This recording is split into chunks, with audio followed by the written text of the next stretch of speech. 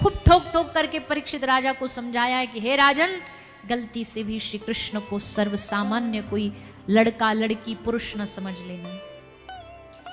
ये दिव्य लीला है, ये परम लीला है, इसलिए इसमें कोई कामना वासना की भावना लाना नहीं तो अपराध बन जाएगा, भयानक अपराध बनेगा।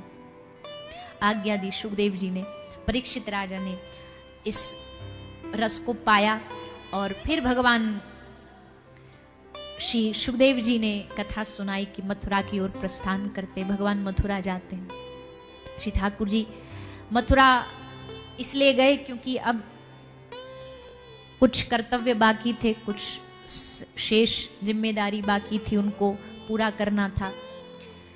वैसे भी भगवान सब कुछ पहले से निर्धारित करके आए थे, कितना समय कहाँ रहना है, कौन सी लीला कब करनी है, वो सब पूर्व ही निर्धारित था। ब्रज के लोग, श्री किशोरी जी, ब्रज गोपियां जानती थी कि भगवान की लीला ब्रज में ज्यादा समय नहीं चलेगी, कुछ समय प्रकट रूप में रहेंगे, बाकी फिर अप्रगट लीला चलेगी। लेकिन फिर भी जानते हुए भी श्री कृष्ण को जाने देना, उनको अपने से दूर जाते देखना, इन गोपियों के लिए, श्री किशोरी जी के लिए, सारे ब्रज के लिए बड़ा आघात हृदय पर हुआ।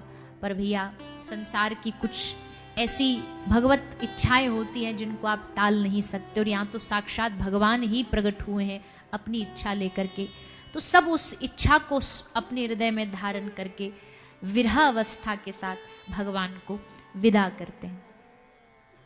श्री सुखदेव जी महाराज वर्णन करते हैं, अक्रूर जी भगवान को लेने के लिए ब्रजधाम आए, सबको सूचना मिली, सबको ये सूचना पहुंचाई गई कि भैया सब आ जाओ और आकर के महल में दर्शन कर लो लाला का। क्यों? क्योंकि कल कन्हैया मथुरा जाएगा, महाराज कंस ने न्योता दिया है, आमंत्रण दिया है।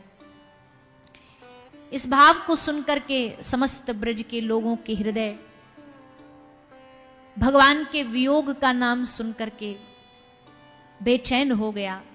श्री कृष्ण के महल के सामने पूरा ब्रजमंडल आकर के डेरा जमा लिया, बैठ गए, कहा कि हम कृष्ण को जाने नहीं देंगे, हम कृष्ण को यहाँ रोक लेंगे। पर श्री ठाकुर जी ने अपनी सब लीला समझाते हुए सबसे आज्ञा ली, ब्रजवासियों से आज्ञा ली, गौशाला गए, जितनी गौ माताएं थी उन सब से आज्ञा ली। मैं जल्द वापस आऊंगा, सबको बस एक बात कहते हुए श्री ठाकुर जी वहां से विदा होते हैं।